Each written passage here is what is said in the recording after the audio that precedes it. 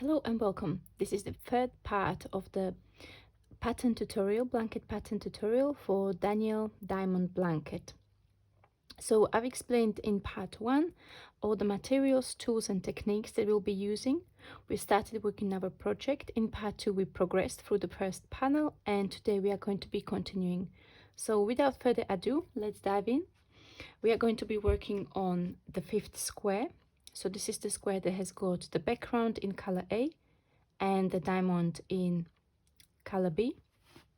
Then we progress through to the plain square, and I will show you how to finish off the whole panel. So we will be working on the next 3 squares, which are essentially repetition of the first, second and third square.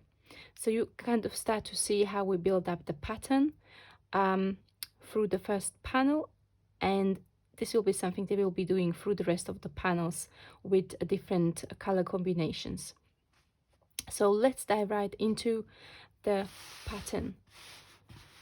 So square number 5, I am now at the end of my square number 4 on my mini swatch. So I've got last 2 loops on my hook. I'm going to get the color A now, make a small loop, place it on the hook and pull through 2. This brings me to the beginning. So as before, the diagram for the color combination and for the number of stitches is on my blog, so you can go there and get it from there. I'm also going to link the PDF pattern in the description box if you prefer to download a free PDF pattern and have it printed. That is very helpful as well. So you will work 2 rows in color A, and then on the 3rd row we are going to start adding the color B in the center of the square. So just to recap, the first 2 rows will be rows of Tunisian Simple stitch in color A. So Tunisian Simple stitch is worked by inserting the hook from right to left, yarn over and pull up a loop. So we've got 2 stitches. One is from the return pass or the last yarn over, pull through 2 of the return pass. So that's your first stitch. Then the first worked stitch is into the second stitch, and we will continue working Tunisian Simple stitches across the row. So for you it's going to take a little bit longer because you've got 21 stitches. I only have 9 stitches, so it's much faster for me. The end stitch, and then we'll be also working standard return pass. So yarn over, pull through 1, and then yarn over, pull through 2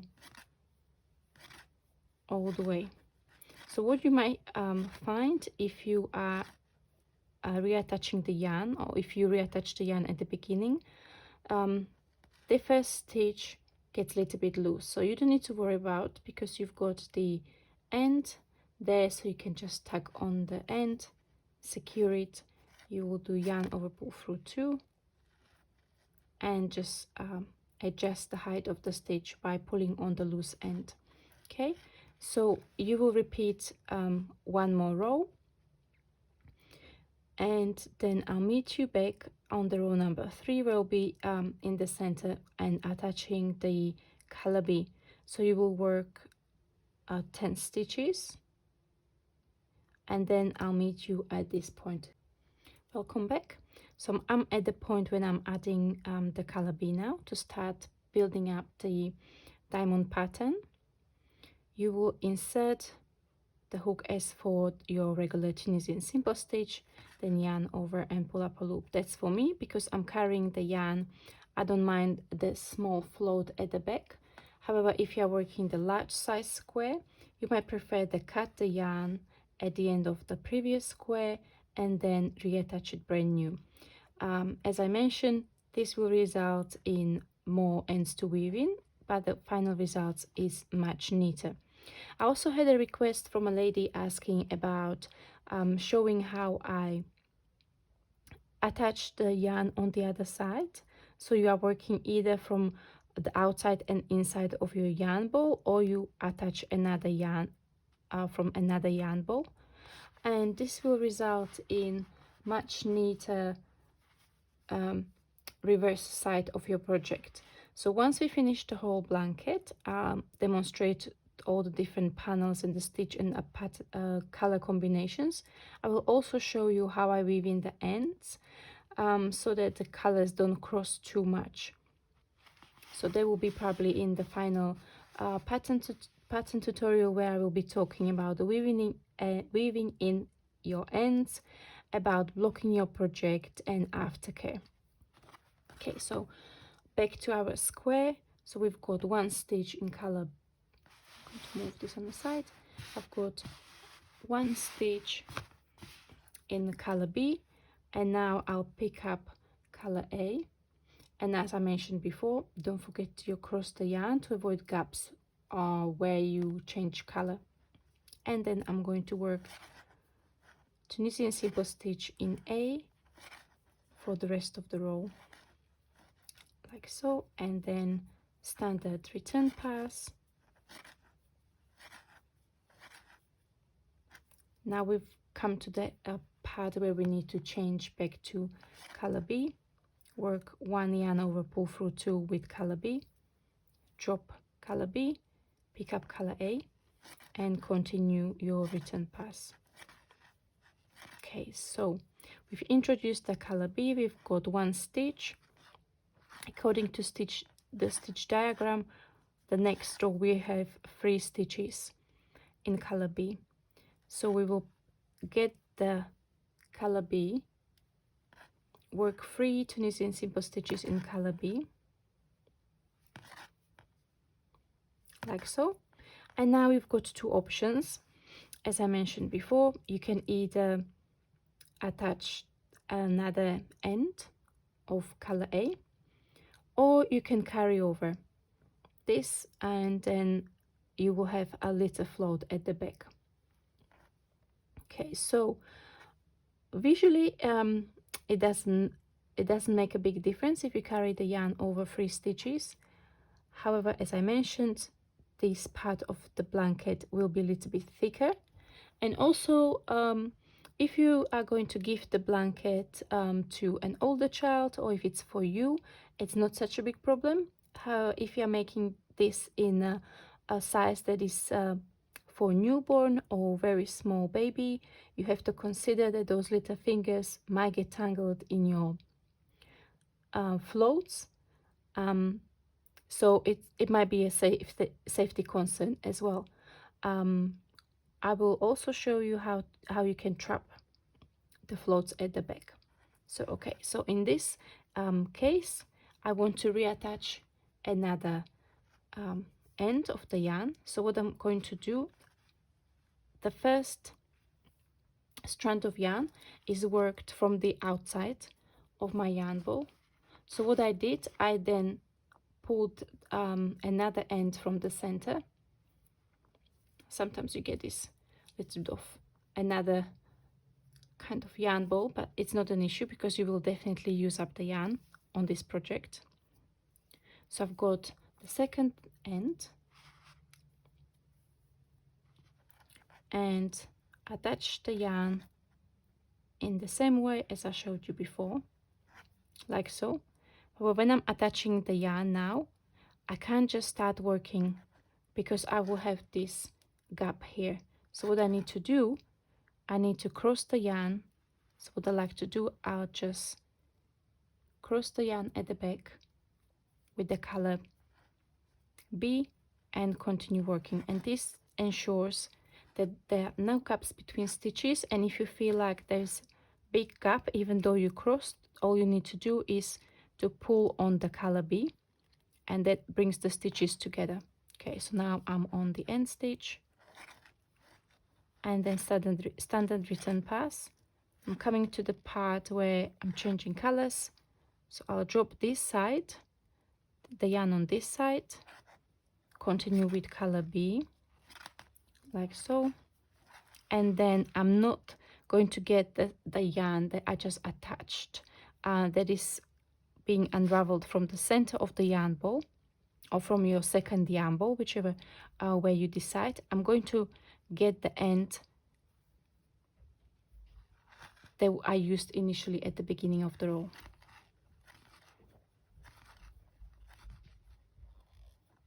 Like so. Okay, sometimes the stitch where you've attached the second ball of yarn gets a little bit longer, so all you need to do is you need to tug on the short end of the yarn, and that will adjust the size of the stitches. Okay, so for the next row I'm going to work 5 stitches in color B,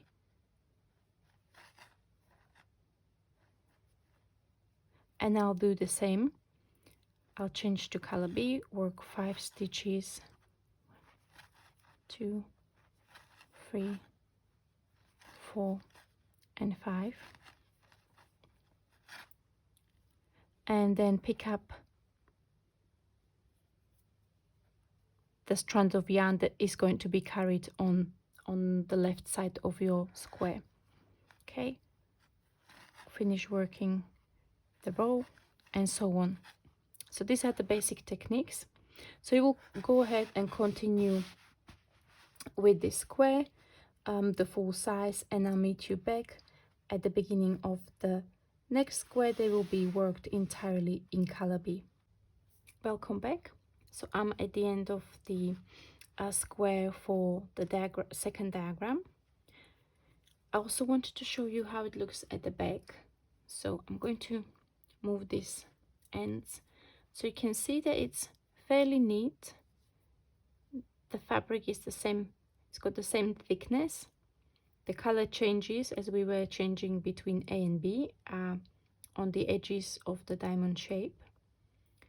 And also you will have 2 extra strands of yarn to weave in, but if you are weaving in your ends as you go, as you work on your squares, you will not have too many to weave in at the end. Okay, so the next square is in color B. So you will do the yarn over pull through 2 in color B, and then you will work your 21 stitches in all the rows for this square in color B.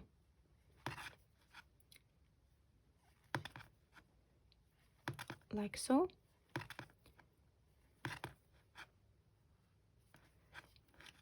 And this is a part of the second block of the color pattern, or the 3x3 squares that I've explained to you at the beginning. So as we are working through this panel, it's not so obvious. It will become more obvious as we go through the second and consecutive panels, but just for you to kind of envision what we are doing. So the first 3 squares, the square in A, the one with the background in B or second color, and the diamond in color A, and the third square, they formed the first 3x3 stitch pattern or color pattern. So now we worked a square in B, and then another square with A at the background and B for the diamond shape. So now we are working the third square, and this is the second main color pattern. And what we will do for the consecutive squares, 3, we will repeat the squares number 1, 2 and 3. So this will be square in A, square with in 2 colors, so the diamond shape will be in A and background in B, and the very top one will be again in color A, and it's plain in color A throughout. So I'm going to let you to go ahead, work on your squares, consult the pattern on my blog as well, and I'll meet you here at the very top when we will be binding off our first panel. There is one more technique that I would like you to try and maybe consider using for this blanket, and that is trapping your floats as you go. So as I mentioned, you can trap the loose floats when you're weaving in your ends. It's a very convenient way to do it, but you can also do it as you go. So I'm at the point in my second to last square where I've crossed 5 stitches with color B. So you can see that at this point the float is getting quite big. I can fit my whole pinky under there, and you've got 2 strands of yarn over this width of the 5 stitches. One that you cross these 5 stitches on the forward pass, so this is the one at the bottom, and then there is one that you when you crossed over the 5 stitches on your return pass. So you can do this technique when you're on the consecutive row of after you've got this width of the stitches. So now I'm on the part where I'm starting to decrease the number of stitches in A. So I'm going to pick up color A, okay, and I'm going to go into the next stitch as for Tunisian simple stitch. But not only I'm going to carry this yarn, I'm also going to go back and insert the hook under the 2 strands or 2 floats that I want to trap, a yarn over and pull up a loop. Okay, so I went under those floats and I worked next Tunisian simple stitch, and this causes the yarn to go over, and as you can see it created this crossover of the 2 floats at the back. So I crossed it in the middle, and this basically shortened the floats in half and secured them at the back. And then I'm going to go into the next stitch in color A, and I can pick up color B again for the remainder of the row. Okay, so the principle is you first need to go under the floats and the next stitch go over. So when you have a wider part that you need to cross, for example, hypothetically would be at this point and you would be carrying the yarn over.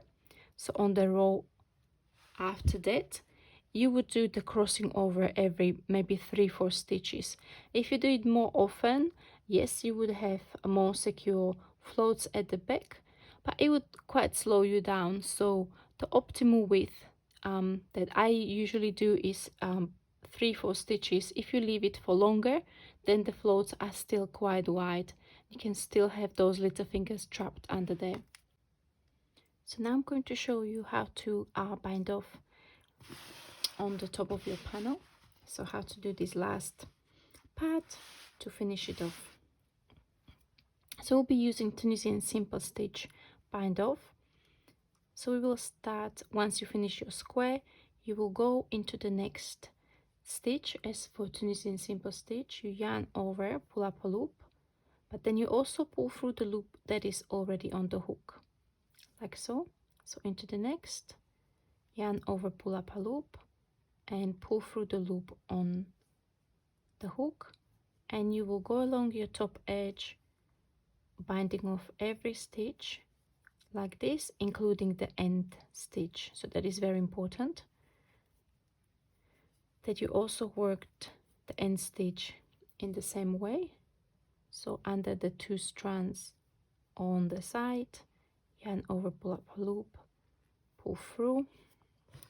Once you are at this stage, I like to cut my yarn, pull through, and leave it like this. Okay, so well done. You've got the first panel. You've learned so many new stitches and techniques while creating this beautiful blanket. So in the next tutorial we will learn another new technique, how to work the next panel using the join as you go technique. This is really fun technique which saves you a lot of time. It's much faster, neater. It's much neater because, as you can see, the join is flat and you can barely see where you've joined because the stitches sit nicely next to each other. So very excited to show you the technique. So the next tutorial will be out in next few days, and until then, see you and bye bye.